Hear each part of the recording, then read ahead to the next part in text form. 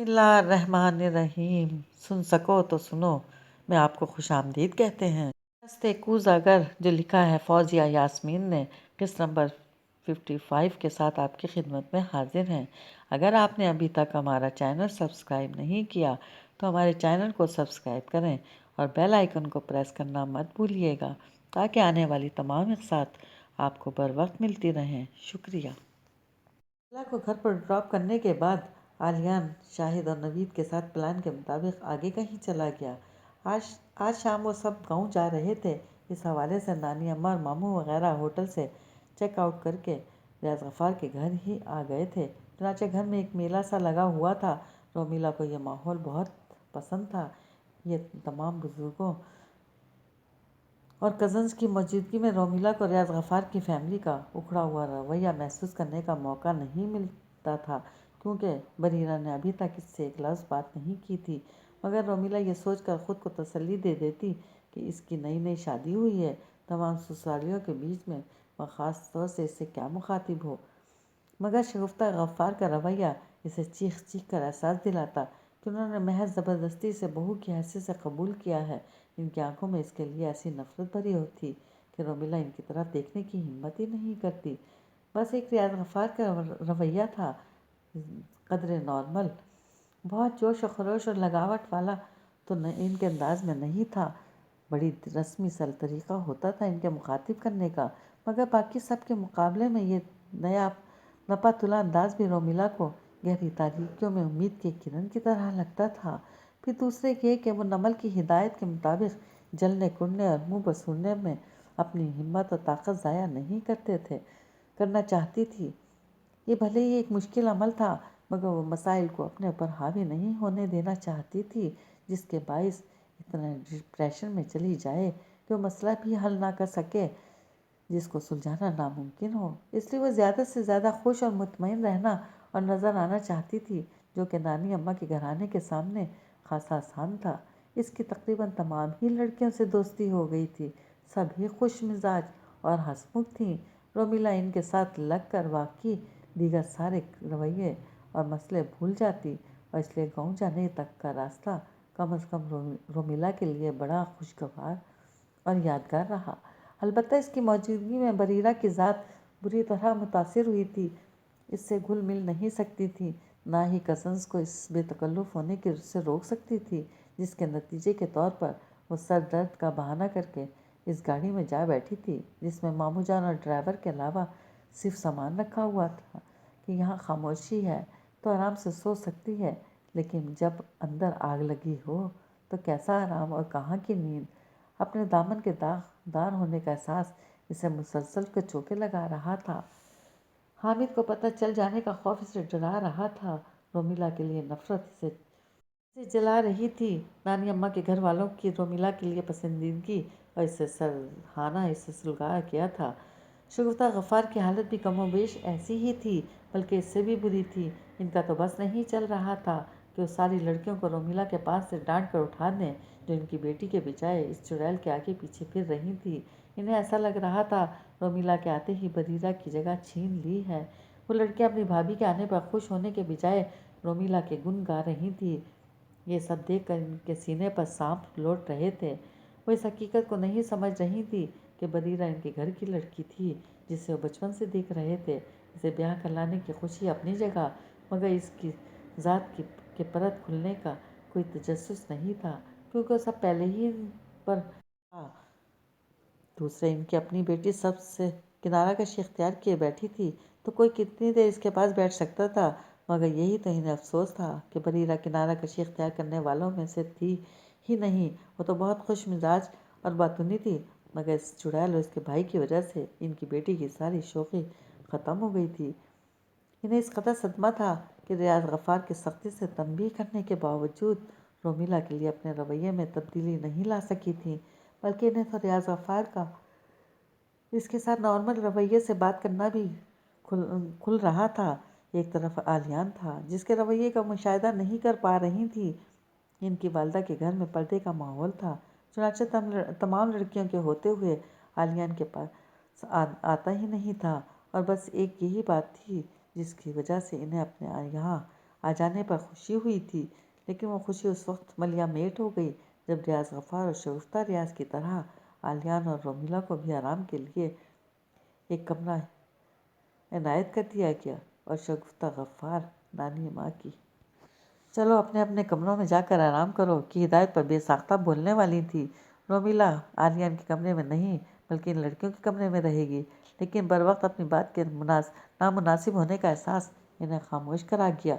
ऐसी कोई बात कहकर वो खुद की ज़बरदस्त झाड़ सुनने की बिल्कुल मूड में नहीं थी और ना ही अपनी भाभीयों के सामने खुद को कोई जालिम सास होने का खिताब देना चाहती थी। पहले ही सब इनका उखड़ा उखड़ा रवैया महसूस कर रहे थे। ऐसी बात मुंह से निकाल कर तो वो गोया सबको खुद से बुरी तरह बदगुमान कर लेती। अब इनकी एक भाभी तो अब खुद इनकी अपनी बेटी की सास बन गई थी। ऐसे में समझदारी का तकाजा तो यही था कि वो अपनी बहू पर जान छिड़कने वाली सास बन जाएं, ताकि मुमानी जानवी बरीरा के साथ ऐसी ही बन जाएं। लेकिन बाज़ औक़ात इंसान जानते बूझते गलतियाँ करता है और अक़ल पर जज्बात को तरजीह देने लगता है। चुनांचे शगुफ्ता गफ़ार किसी का भी लिहाज किए बगैर चुभती हुई नज़रों से रोमिला को अपने कमरे की जानिब बढ़ता देखती रहीं। इतना ही बहुत था कि उन्होंने ज़ुबान से कुछ नहीं कहा, मगर इसकी ज़रूरत भी नहीं थी, क्योंकि इनकी आंखों से नफ़रत और हक़ारत की ऐसी चिंगारियाँ निकल रही थीं कि रोमिला जो सकीना की किसी बात पर हंसते हुए खुशगवार अंदाज में इसकी रहनुमाई में चल रही थी, ठिठक कर रुक गई।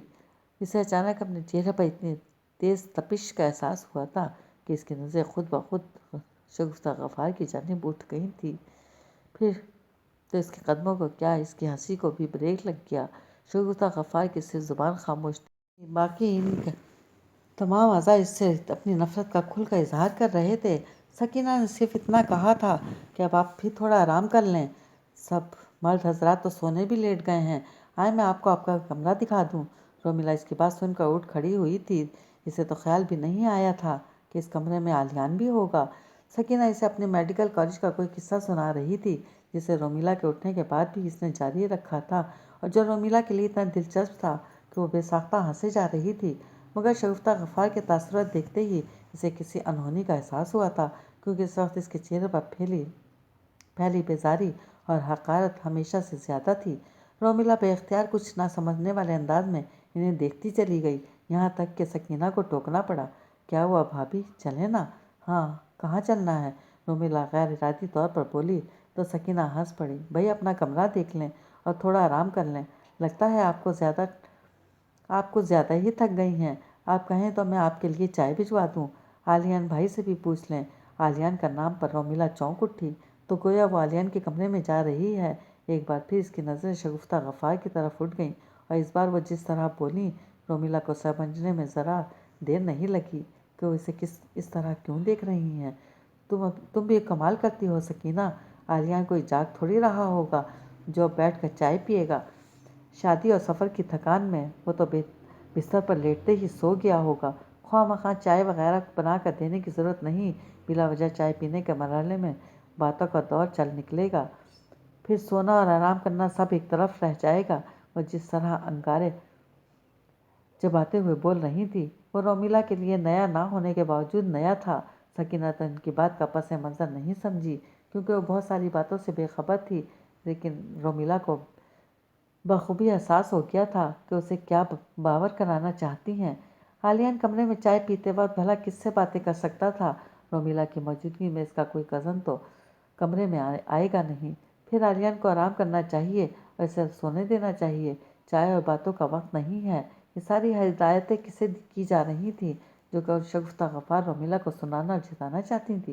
वो इसकी समझ में अच्छी तरह आ गया था, मगर इसकी समझ में ये नहीं आ रहा था कि वो सब क्यों कर रही हैं। क्यों वो नहीं चाहती कि वो आलियान के साथ जाकर इसके कमरे में रहे? क्यों ये चाह रही है कि इसके कमरे में जाने से पहले ही आलियान सो चुका हो? रोमिला कितनी ही देर शगुफ्ता गफ़ार को देखती रही, खुद ब खुद इसे गुस्से से घूर रही थी, लेकिन सकीना के टोकने पर रोमिला मशीनी अंदाज में घूमती इसके साथ आगे बढ़ने लगी और जब तक वो तायम्मा के कमरे से निकल नहीं गई, इसे अपनी पुश्त पर शगुफ्ता गफ़ार की नफरत भरी नज़रों की तपिश महसूस होती रही। यहाँ तक कि वो अपने कमरे के दरवाजे पर पहुँच गई। एक तवील राहदारी अबूर कर लेने के बाद ان کی نظروں کے ہاتھوں سے نکل جانے کے باوجود، ان کے سامنے موجود نہ ہونے کے باوجود اس نفرت بھری نظروں کا اثار اس کے گرد ہی کھینچا رہا۔ رومیلا دروازے پر ایسے کھڑی تھی جیسے سمجھ میں نہ آ رہا ہو کہ وہ دستک دے یا یہیں کہیں کونے میں بیٹھ کر رات گزار دے، لیکن ایسا ممکن نہیں تھا۔ اول تو سکینہ اس کے سر پر کھڑی تھی، دوئم وہ اس گھرانے کی بہو تھی، کوئی ملازمہ نہیں جو کہیں بھی پڑھ کر سو سکتی۔ سکینہ سے دروازے تک لا کر اپنے کمرے کی طرف جانے کی بجائے وہاں کھڑے ہو کر ایسے اس کے اندر جانے کا انتظار کرنے لگی جیسے کمرے میں جا کر وہ جائزہ لینے والی ہو کہ ہر چیز اس کے مرضی کے مطابق ہے یا نہیں۔ رومیلا ایک پھینکی سی مسکراہٹ کے ساتھ اسے دیکھ کر بولی، تم جاؤ سکینہ، مجھے کسی چیز کی ضرورت نہیں ہے۔ سکینہ جواباً ایک مسکراہٹ اس کی طرف اچھال کر رہ گئی، مگر اپنی جگہ سے ہلی تب بھی نہیں۔ آخر رومیلا کو گہرا سانس کھینچ کر اندر داخل ہونا پڑا۔ ایک نفرت بھری نظر ابھی تک اس کا پیچھا کرتی آئی تھی اور دوسری نفرت بھری نظروں کے لیے وہ خود کو تیار کرتی کمرے کا دروازہ بند کر کے کنکھیوں سے اپنے پیچھے دیکھنے لگی، اور جیسے ہی اسے یہ اندازہ ہوا کہ کمرے میں کوئی نہیں ہے، وہ ایک پرسکون سانس خارج کرتی پلٹ گئی اور دروازے سے سر باہر نکال کر سکینہ کو رخصت کیا۔ پھر دروازہ لاک کر کے اس سے پشت لگا کر بڑے آرام سے کمرے کو دیکھنے لگی۔ کمرہ خاصا کشادہ تھا۔ کمرے کے ساتھ بنا خوبصورت ٹیرس کمرے کو کافی ہوادار بنا رہا تھا۔ کمرے کی ڈیکوریشن بالکل سادہ اور نفیس تھی، البتہ کمرے کی ایک طرف رکھے 2 سوٹ کیسز اس بات کی نشاندہی کر رہے تھے کہ اس کا اور آلیان کا سامان ان دونوں کے آنے سے پہلے یہاں پہنچایا گیا ہے۔ ایک دم رومیلا کو خیال آیا کہ وہ آلیان کے آنے سے پہلے جلدی سے کپڑے بدل کر بستر پر لیٹ جائے، پھر بھلے ہی نیند آئے یا نہ آئے، اس کے آنے پر سوتی تو بن سکتی ہے، دوسرے لفظوں میں اس کا سامنا کرنے سے بچ تو سکتی ہے۔ اس خیال کے آتے ہی وہ تیزی سے سوٹ کیس کی طرف بڑھی اور اسے زمین پر لٹا کر کھولنے کی کوشش میں جانے کیسے برابر میں رکھا۔ آلیان کا سوٹ کیس نہ صرف گر پڑا بلکہ گرتے ہی کھل بھی گیا، شاید اسے ٹھیک طرح سے بند کیے بغیر ہی کھڑا کر دیا گیا تھا۔ تبھی رومیلا کے ہلکے دھکا لگنے پر زوردار آواز کے ساتھ کھل کر گر پڑا۔ سامان بھی شاید اس میں ٹھوس کر بھرا گیا تھا، پھر باقاعدہ پیک کرنے کے بجائے بے ترتیبی سے ڈال دیا گیا تھا۔ جبھی وہ 2-3 شرٹ اور پینٹس بیلٹ کے سوٹ کیس سے آدھے سے زیادہ باہر لٹکنے لگے، رومیلا نے یہ سوچ کر سوٹ کیس کا ڈھکن اٹھایا کہ ان کپڑوں کو اندر کر کے سوٹ کیس واپس بند کر دے کہ عین سوا باتھ روم کا دروازہ کھول کر آلیان کمرے میں آ گیا۔ وہ جس طرح تولیے سے سر پہنچتا ہوا باہر نکلا تھا، اس کے نہا کر نکلنے کو ظاہر کر رہا تھا۔ رومیلا اسے پہلے سے کمرے میں موجود دیکھ کر چند لمحوں کے لیے ساکت ہو گئی۔ خود آلیان کے ہاتھ سر رگڑتے ہوئے ایک ہی حرکت پر جامد ہو گئے۔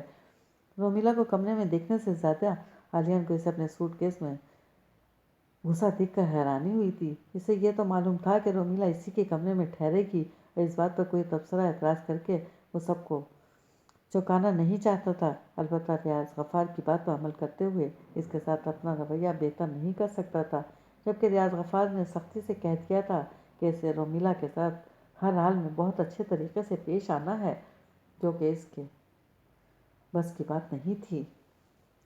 چنانچہ وہ اس کے کمرے میں آنے سے پہلے نہا کر سونے کے لیے لیٹ جانا چاہتا تھا۔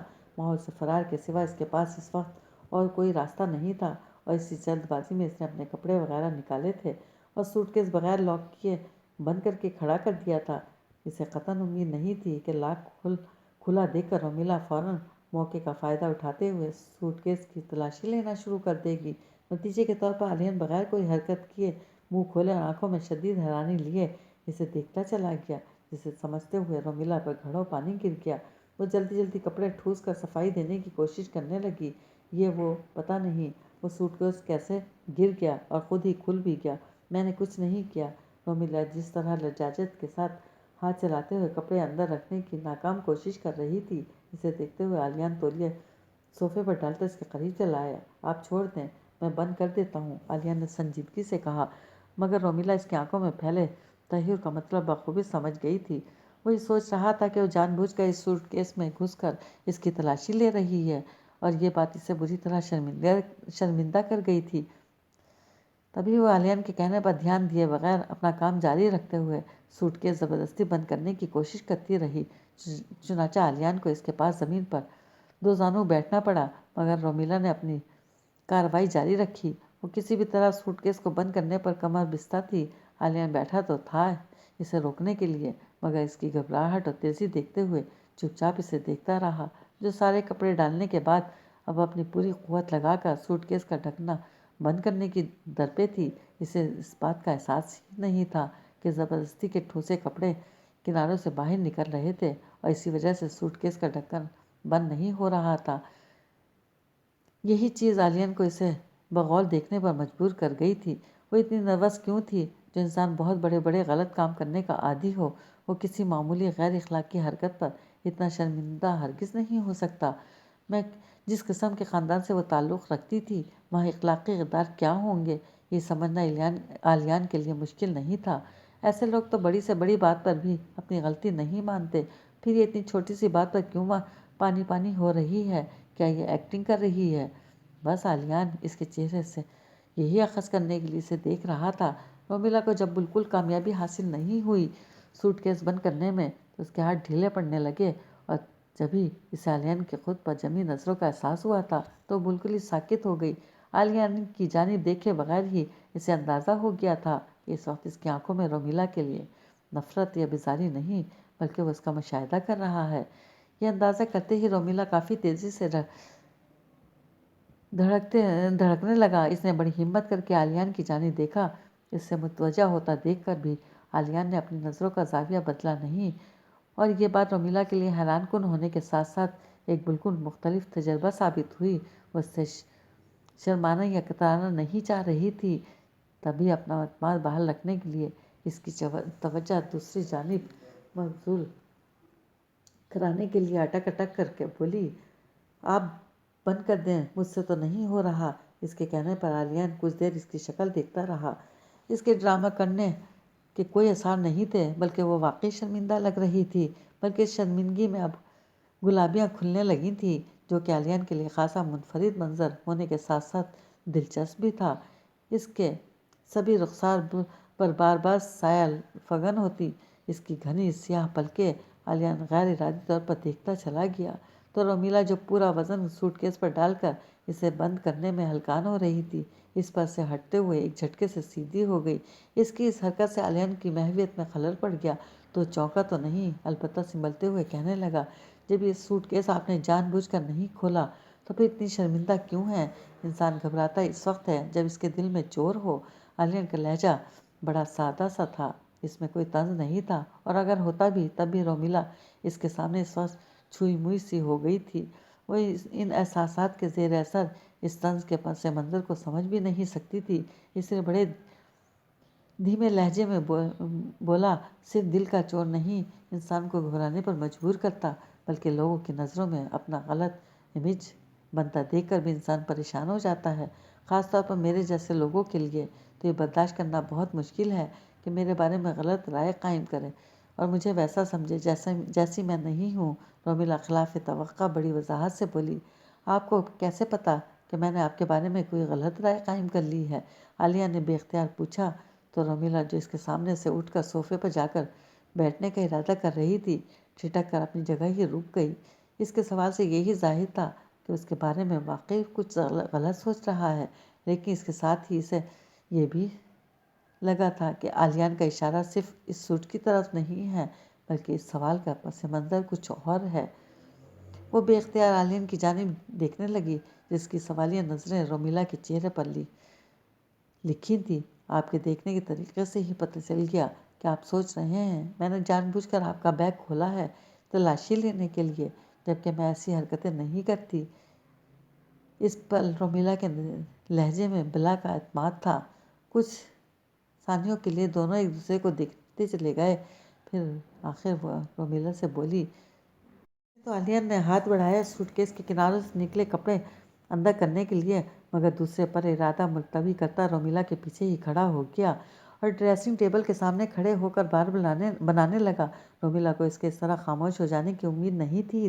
وہ چاہتی تھی وہ اس کے اندازے کی تردید کر دے اور کہہ دے کہ اس نے رومیلا کے متعلق ایسا کچھ نہیں سوچا، مگر اسے چپ دیکھ کر آخر رومیلا صوفے پر بیٹھتے ہوئے خود ہی بول پڑی، کیوں، میں نے کچھ غلط تو نہیں کہا؟ عالیہ ہاتھ روک کر آئینے میں اس کے عکس کو دیکھنے لگا۔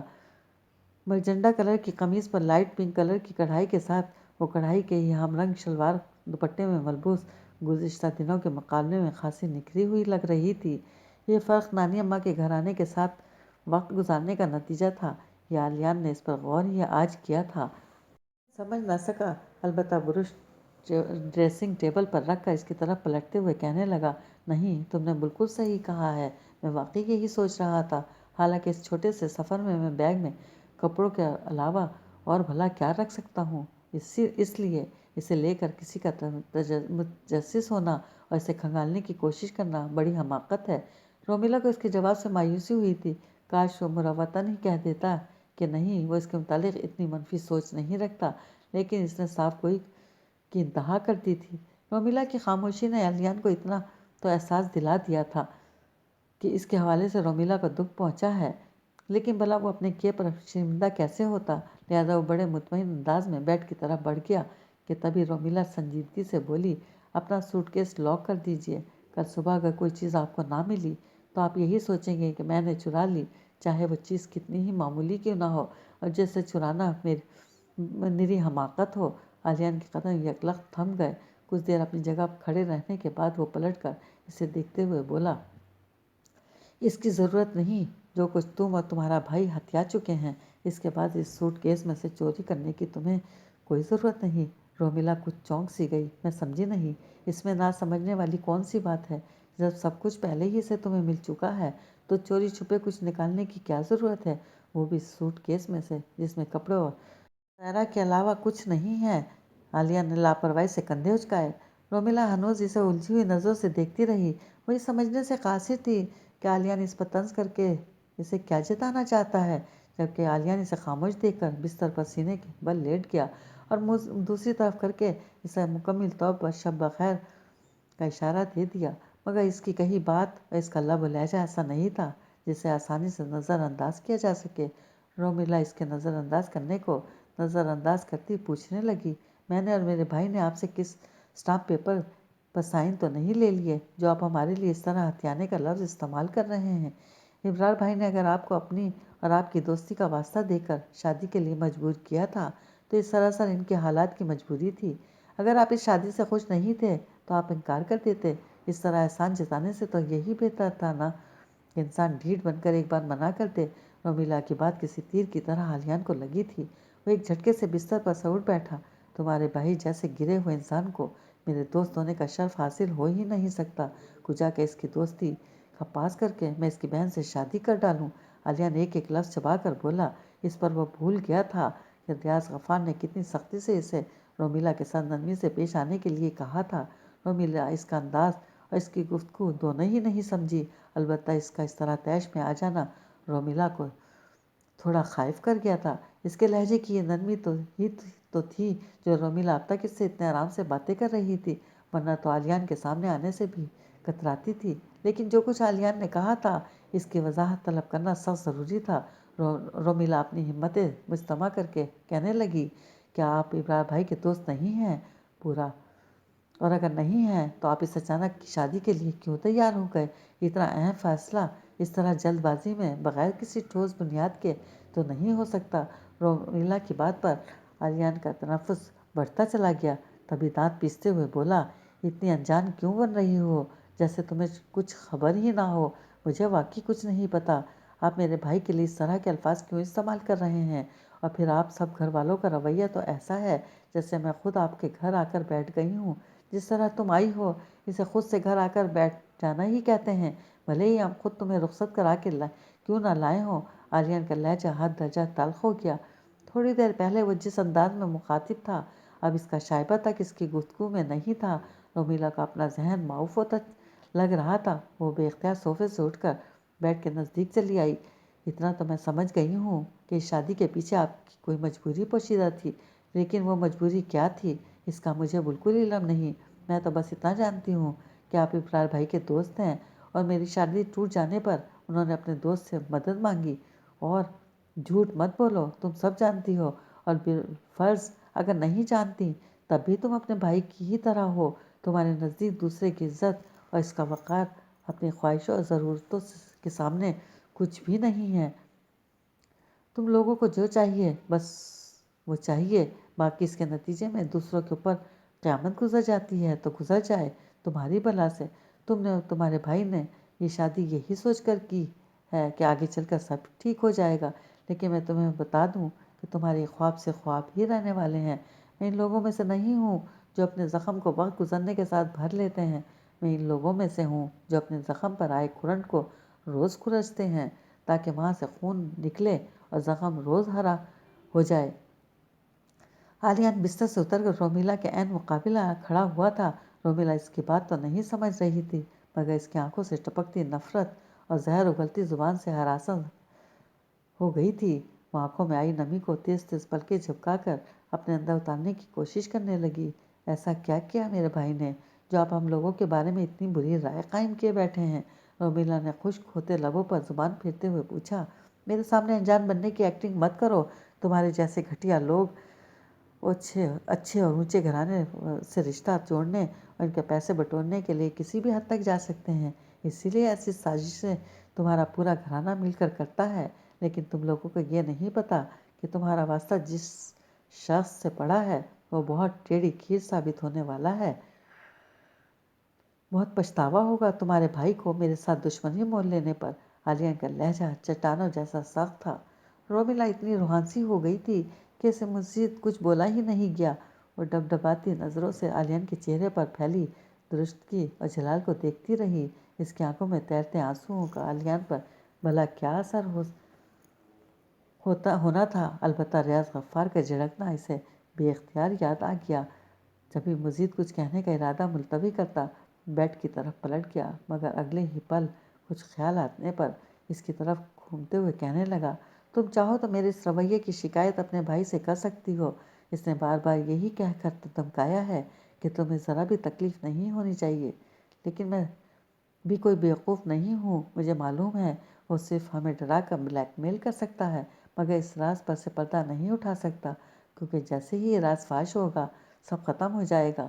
اللہ نہ کرے، لیکن ایک بار اگر بریرہ گھر واپس آ بیٹھی تو تمہارا پتہ صاف ہونا بھی یقینی ہے۔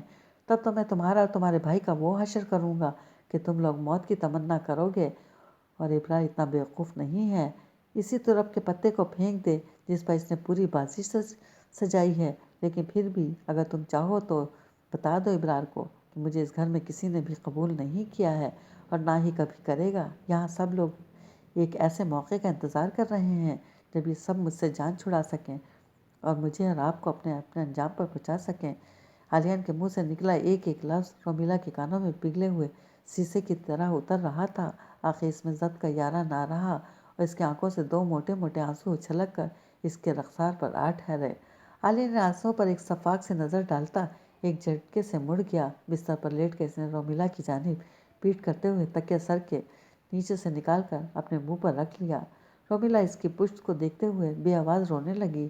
اسے یقین نہیں آ رہا تھا کہ کوئی اس سے اتنی نفرت کر سکتا ہے، اسے گھر سے نکالنے کے لیے کسی موقع کا انتظار کر رہا ہے۔ ان سب کی بے رخی اس کے لیے برداشت کرنا مشکل تھا، مگر یہاں تو سب اس کے وجود سے خار کھا رہے تھے اور اس سے جان چھڑانا چاہتے تھے۔ ان سب کے اندر تو زہر بھرا ہوا تھا۔ اس زہر کو کیسے پیے گی، کب تک پیے گی اور کیوں پیے گی؟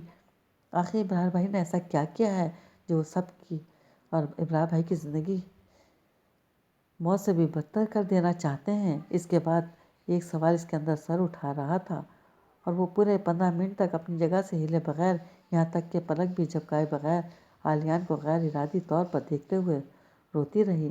لیکن جب اس کے حلق میں کانٹے پڑنے لگے اور اسے لگا اب اس کی سسکی نکلنے والی ہے، تب وہ دونوں ہتھیلیوں سے چہرہ رگڑ رگڑ کر صاف کرنے لگی۔ آلیان کے قریب ہی سائڈ ٹیبل پر پانی کا جگ اور گلاس ڈھکا رکھا تھا۔ وہ اپنی ہمت جمع کر کے ایک ذرا سی بھی آہٹ پیدا کیے بغیر وہ پانی غٹا غٹ چڑھا گئی تھی۔ کئی گہرے سانس لینے کے بعد جب اسے لگا کہ وہ پہلے سے کافی بہتر ہو گئی ہے، تب اس نے اپنے پرس میں سے موبائل نکالا اور ٹیرس میں آ کھڑی ہوئی۔ ایک ٹھنڈے خوشگوار جھونکے نے اس کا خیر مقدم کیا تو اس کی حالت مزید بہتر ہو گئی۔ وہ ٹیرس حویلی کے وسیع اور عریض لان کی جانب تھا، جہاں جلتی ہلکی ہلکی بتیاں تمام مکینوں کے کمروں میں چلے جانے کی نشاندہی کر رہی تھی، مگر اسے پتہ تھا کراچی میں ابھی کوئی بھی نہیں سویا ہوگا، بلکہ اس کے گھر میں تو ابھی رات کا کھانا بھی نہیں کھایا گیا ہوگا۔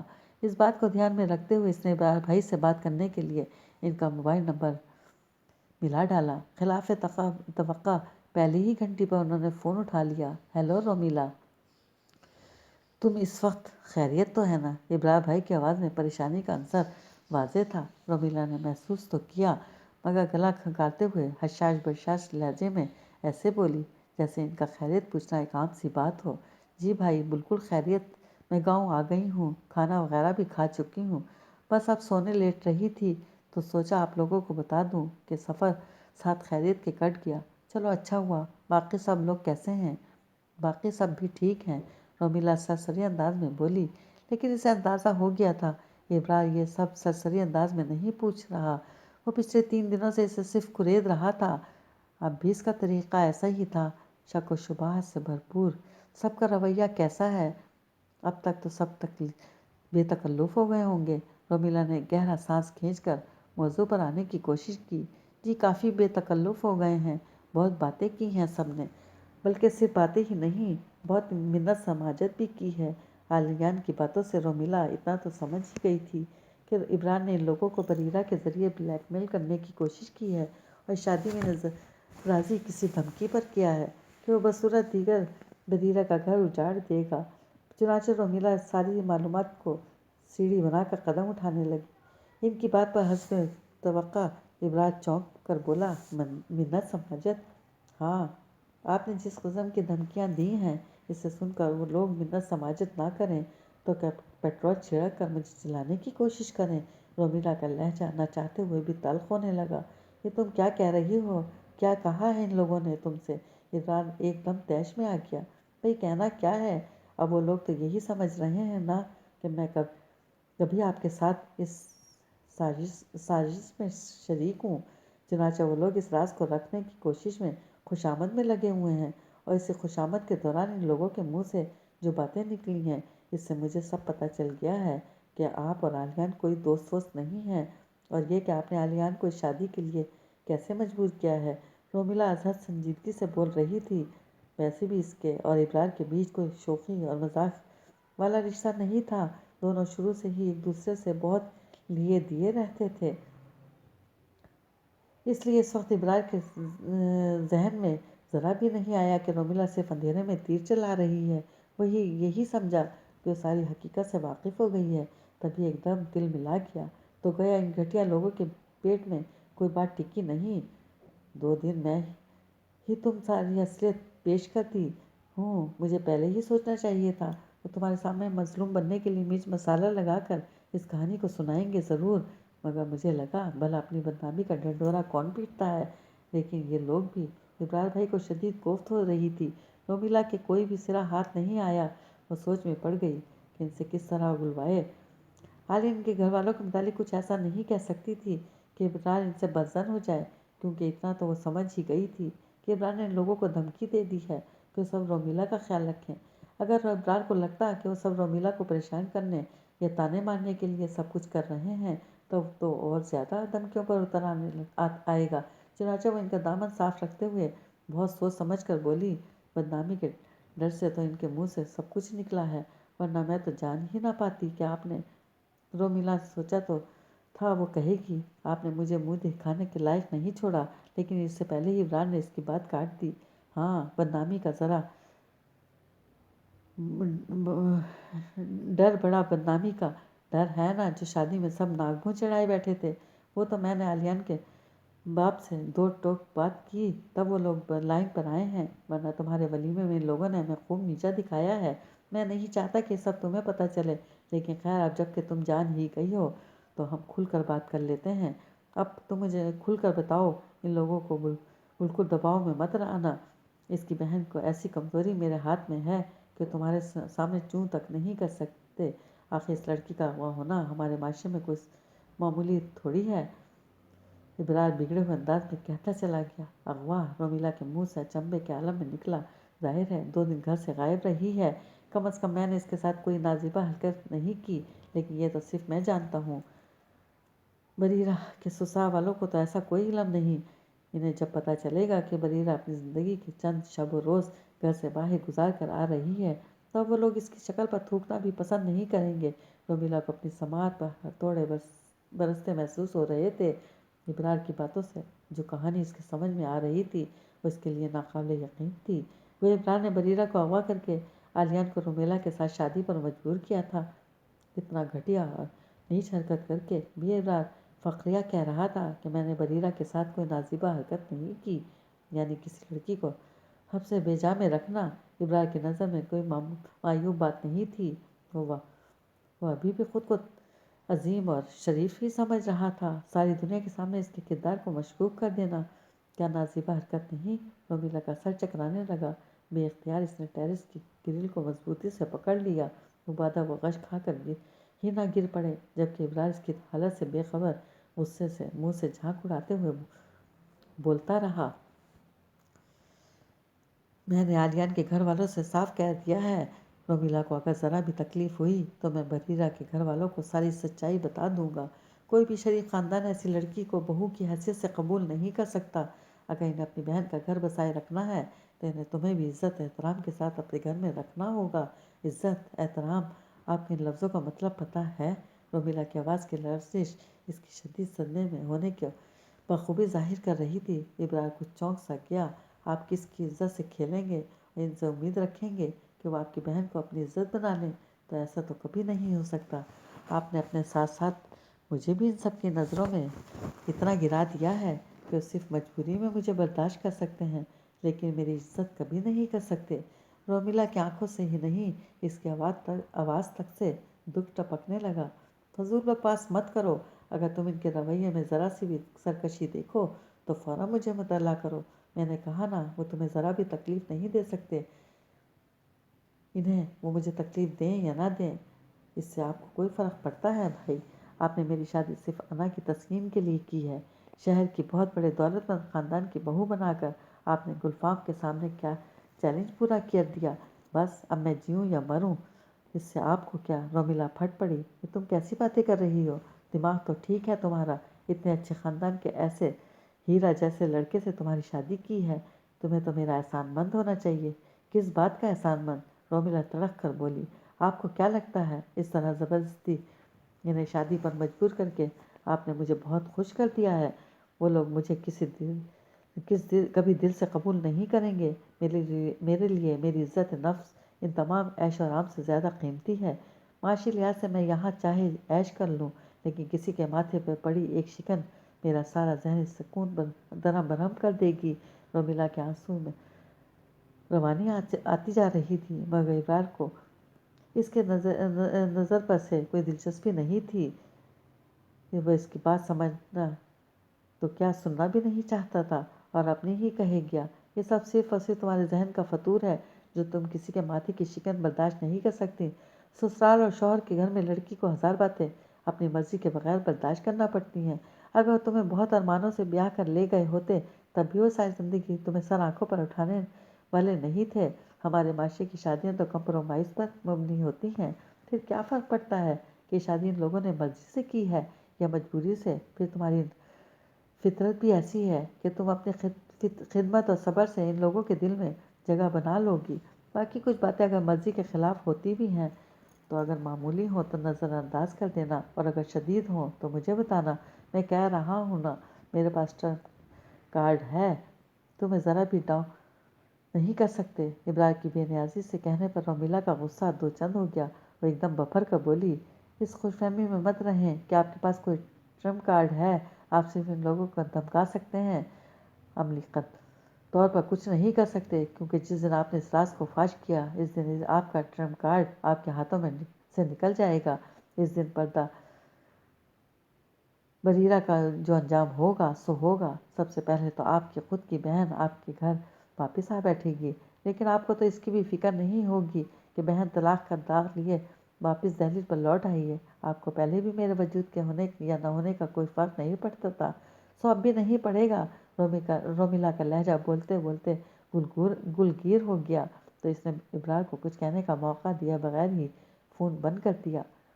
ابرار نے تو محض انا کی ایک جنگ لڑی تھی اور بظاہر جیت بھی گیا تھا۔ مرزا صاحب اور گلفام کے سامنے تکبر و تفاخر سے اس نے جو بھی کہا تھا وہ لفظ و لفظ سچ ہو گیا۔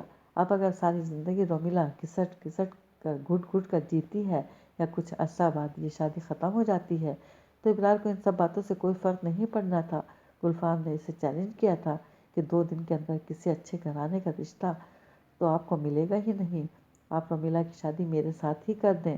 لیکن اس کی یہ بات غلط ثابت ہو گئی۔ محض 2 دن کے بعد ابرار نے اس کی شادی ایک ایسے شخص سے کر دی جس کے ساتھ کسی بھی لڑکی کے لیے کسی اعزاز سے کم نہ ہوگا۔ رومیلا سست روی سے چلتی آلیان کے بستر کے پاس آ گئی۔ وہ بہت گہری نیند سو رہا تھا، شاید وہ ایسے ہی سوتا ہوگا۔ یہ سفر اور ذہنی اضطراب کے بعد تھک کر ایسی نیند آتی ہوگی۔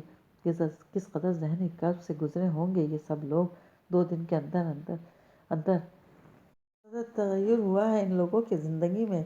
کسی شریف گھرانے میں لڑکی کا اغوا ہو جانا گھر والوں کے لیے ڈوب مرنے کے برابر ہوتا ہے۔ ایسے میں اگر اس لڑکی کی شادی سر پر ہو تو گھر والوں کی پریشانی کا کیا حال ہوگا، اس کا تصور بھی رومیلا کے لیے مشکل تھا۔ چنانچہ جب ابرار نے تاوان میں آلیان کو رومیلا سے شادی کرنے کا کہا ہوگا تو فیصلہ کرنے میں کسی بھی غیرت مند بھائی کو ایک لمحہ نہیں لگے گا۔ یہی آلیان کے گھر کی عزت بچانے کے لیے فوراً رومیلا کو اپنی عزت بنا کر لے آیا۔ لیکن اب آگے کیا ہوگا؟ رومیلا نے بے اختیار آلیان کو دیکھنے لگی جس کا تو آدھے سے زیادہ چہرہ تکیے کے پیچھے چھپا ہوا تھا۔ پہلی بار آلیان کو دیکھنے پر اور رومیلا نے اس کے چہرے سے زیادہ اس کے چہرے کے تاثرات پر غور کیا تھا جن میں اتنی سختی اور سنجیدگی پوشیدہ تھی کہ چہرے کی ساری جاذبیت کہیں دب گئی تھی۔ مگر آج یہ جاننے کے بعد کہ اس کے کمزور بھائی نے کے مقابلے میں ایک یہ بھائی ہے جس نے بہن کی عزت اور اس کا گھر بچانے کے لیے خود کو بھی بیچنے سے گریز نہیں کیا، رومیلا کے دل میں اس کی عزت اور احترام کو 1000 گنا بڑھا گیا۔ وہ صرف ظاہری طور پر وجیح نہیں تھا بلکہ اس کا باطن بھی اس سے خوبصورت تھا۔ وہ اتنا کچھ ہونے کے باوجود نہ صرف رومیلا کو اپنے نکاح میں لے کر اپنے گھر لے آیا تھا بلکہ اس کے ساتھ صرف رویے کے کھردرے پن کے علاوہ کسی وحشیانہ رویے کا مظاہرہ بھی نہیں کیا تھا۔ اگر اس کی جگہ ابرار ہوتا تو کیا اپنی بہن کے لیے اتنی بڑی قربانی دیتا؟ وہ تو اپنی بہن کے اغوا کا ڈنڈورا پیٹ کر مجرم کو اس کے انجام تک پہنچانے کے ڈرامے میں مصروف ہو جاتا اور یہ بھی نہ سوچتا کہ یہ سب کر کے نقصان کس حصے میں آ رہا ہے۔ اس کے مقابلے میں آلیان کا رویہ تو لاکھ بہتر تھا۔ پتہ نہیں کتنی نفرت بھری ہوگی اس کے دل میں رومیلا کے لیے۔ وہ تو محض زبان سے زہر اگل سکا تھا، وہ بھی اس لیے کہ رومیلا نے اتنی بات کر لی تھی، ورنہ وہ یہ سب بھی نہ کہتا کہ اس کے کہے ہر لفظ کا حساب اس کی معصوم بہن کو دینا پڑے گا۔ کیا بھائی ایسے بھی ہوتے ہیں؟ رومیلا عجیب سی حسرت سے لیے آلیان کے بے سود وجود کو دیکھتی رہی۔ اس کی آنکھیں ایک بار پھر بہنے لگی تھی مگر اس کے ہونٹوں سے ایک سسکی بھی نہیں نکلی تھی۔ جب اس کے اپنے سگے بھائی نے اس کی ذات کو رول دیا تھا تو یہ لوگ تو اسے جو بھی کہیں وہ کم ہے، بلکہ ایک طریقے سے تو ان سب نے اپنی نفرت کا کھل کر اظہار ہی نہیں کیا تھا۔ کس قدر کٹھن مرحلے سے گزر رہے تھے یہ سب۔ جس شخص سے کرایت آ رہی ہو اس کی شکل ہر وقت اپنے سامنے برداشت کرنا، وہ بھی ایسے کہ ارد گرد لوگوں کا احساس بھی نہ ہو، کسی آزمائش سے کم نہیں تھا یہ سب۔ اس کے ساتھ اب تک جو کچھ بھی ہوا وہ اس کے لیے ان لوگوں کو مکمل طور پر حق بجانب سمجھ رہی تھی، مگر اس کی سمجھ میں یہ نہیں آ رہا تھا کہ وہ ان کے رویوں کے جائز بدصورتی کو برداشت کرنے کے لیے یہ پہاڑ جیسا حوصلہ کہاں سے لائے۔